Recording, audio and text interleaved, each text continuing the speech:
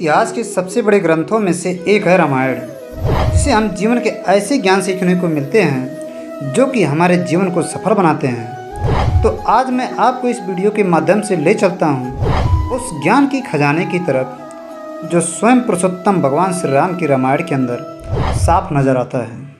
इन बातों को कोई भी इंसान बड़ी आसानी से समझकर और आसानी से फॉलो करके अपने जीवन में वो सब कुछ कर सकता है जो प्राप्त करना चाहता है। फिर चाहे रिश्तों में खुशी बनानी हो, चाहे अच्छे दोस्त बनाने हो, चाहे जीवन जीने का तरीका सीखना हो, चाहे सफलता पानी हो या चाहे लाइफ में ग्रोथ करनी हो, रामायण से बढ़कर कोई भी शांति प्रिय ग्रंथ इस पूरी दुनिया में और दूसरा हो ही नहीं सकता। इसको हर परिवार में हर सदस्य के द्वारा हमेशा पढ़ा जाना चाहिए और इससे मिलने वाले सीखों को अपने जीवन में फॉलो करना चाहिए। तो आइए जानते हैं रामायण के कुछ अनमोल विचारों को और उनसे सीख लेते हैं। इंसान को कभी भी अपने शत्रु को कमज़ोर नहीं समझना चाहिए, क्योंकि कई बार जिसे हम कमज़ोर समझते हैं वही हमसे ज़्यादा ताकतवर साबित हो जाते हैं। खुद के बल का दुरुपयोग कभी नहीं करना चाहिए। घमंड इंसान को ऐसे तोड़ देता है जैसे दांत किसी सुपारी को तोड़ देता है। इंसान को हमेशा अपने हितैषियों की बात माननी चाहिए, क्योंकि कोई भी हितैषी आपका बुरा नहीं कर सकता है। हमें शत्रु और मित्र की हमेशा पहचान करनी चाहिए। कई बार जिसे हम अपना मित्र समझते हैं वही हमारे शत्रु साबित हो जाते हैं, और जिसे हम पराया समझते हैं असल में वही हमारे अपने होते हैं। शुभ कार्य को जितना जल्द हो सके कर लेना चाहिए। उसके लिए कभी लंबा इंतज़ार नहीं करना चाहिए, वरना जीवन कब समाप्त हो जाए किसी को नहीं पता। तथा अशुभ कार्य को जितना टाला जा सके उसे टाल देना चाहिए। शत्रु तथा रोग को कभी छोटा नहीं समझना चाहिए, और छोटे से छोटा शत्रु भी सर्वनाश का कारण बन सकता है। अपने जीवन से जुड़े राज को यथासंभव गुप्त ही रखना चाहिए। उसे किसी भी व्यक्ति से नहीं बताने चाहिए, चाहे वह आपका सबसे प्रिय क्यों ना हो। यदि वह रहस्य प्रकट हो गया तो उसका जीवन पर बुरा प्रभाव पड़ सकता है। धर्म का ज्ञान रखने वाले लोग सत्य को ही सर्वोत्तम धर्म मानते हैं। सुख और दुख जीवन का हिस्सा है। आप हमेशा प्रसन्न नहीं रह सकते हैं, अर्थात हमेशा प्रसन्न रहना कुछ ऐसा है जो प्राप्त करना कठिन है। प्रसन्नता और दुख जीवन में आते जाते रहते हैं, और ऐसा नहीं हो सकता है कि लगातार सिर्फ प्रसन्नता ही बनी रहे। श्री राम जो कहते हैं वही करते हैं, अर्थात श्री राम अपने वचन के पक्के हैं। वचन देने के बाद वे पीछे मुड़कर नहीं देखते। जो व्यक्ति डरपोक और कमज़ोर होते हैं केवल वही चीज़ों को भाग्य पर छोड़ देते हैं। इसके विपरीत जो व्यक्ति मजबूत और आत्मविश्वास रखने वाले होते हैं वे कभी भी भाग्य पर नहीं टिकते हैं। जिस प्रकार एक बीड़ा अपने तार के बिना अधूरी है, एक रथ अपने पहियों के बिना अधूरा है, इसी प्रकार एक महिला 100 बेटे होने के बावजूद भी अपने पति के बिना अधूरी है, अर्थात कभी भी खुश नहीं रह सकती है। दुख हमारा सबसे बड़ा दुश्मन है। एक दुख साहस को नष्ट कर देता है, दुख शिक्षा को नष्ट कर देता है, दुख हर चीज़ को नष्ट कर देता है। दुख से बड़ा कोई दुश्मन नहीं। श्री राम एक आज्ञाकारी पुत्र थे। वे व्रत से कहते हैं, चंद्रमा प्रकाश देना छोड़ सकता है, हिमालय बर्फ से बेफिक्र हो सकता है, सागर अपने तटों को बदल सकता है, लेकिन मैं अपने पिता के द्वारा दिए गए वादे का कभी उल्लंघन नहीं करूँगा।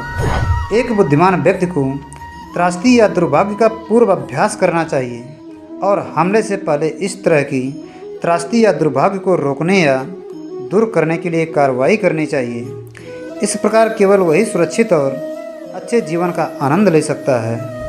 उत्साह सबसे बड़ी ताकत होती है। उत्साह से बड़ी कोई ताकत नहीं है।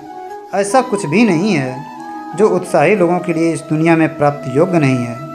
चाहे दुख में हो या सुख में, एक दोस्त हमेशा एक दोस्त का सहारा होता है। एक बड़ा भाई और शिक्षक जो ज्ञान देते हैं वे धर्म के मार्ग पर चलते हुए एक पिता के रूप में माने जाते हैं। वो व्यक्ति जो दूसरों को आशा देता है, पैसे या अन्य भौतिक चीज़ों का मदद करने का विश्वास दिलाता है, या उस व्यक्ति की मदद करता है जिसने अतीत में उस व्यक्ति की मदद की थी। सामने वाले व्यक्ति को उम्मीद होने के बाद अगर वह अपना वादा नहीं निभाकर निराश करता है तो वह इस दुनिया में सबसे बुरा व्यक्ति है। समझदार पुरुष कहते हैं, जीत की जड़ विद्वान और बुद्धिमान लोगों के साथ परामर्श और चर्चा है। बहादुर व्यर्थ में गर्जना नहीं करते हैं, वे कार्रवाई में अपनी वीरता दिखाते हैं। धर्म को जानने वाले कहते हैं कि सत्य ही सर्वोत्तम धर्म है। गलती करना मानव का स्वभाव है।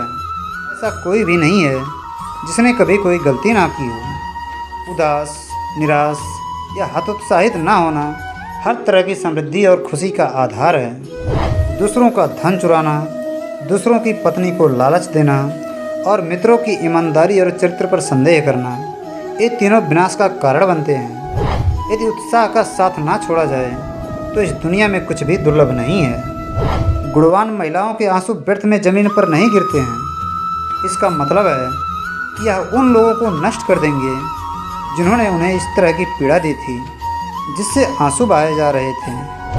रावण को भगवान राम ने नहीं मारा था, बल्कि उसके अहंकार, अनैतिक और अधर्म ने नष्ट किया था। जो व्यक्ति क्रोध में है वह इसमें अंतर नहीं कर सकता कि क्या बोला जा सकता है और क्या बोलने योग्य नहीं है। ऐसा कोई अपराध नहीं है जो क्रोधित व्यक्ति नहीं कर सकता है। ऐसा कुछ भी नहीं है जो नहीं बोल सकता है। यानी क्रोध में व्यक्ति हर सीमा को लांघ सकता है। धर्म इसलिए कहा जाता है क्योंकि यह समाज का समर्थन करता है। एक देश के लोगों को एक साथ रखा जा सकता है और धर्म के द्वारा निरंतर किया जा सकता है।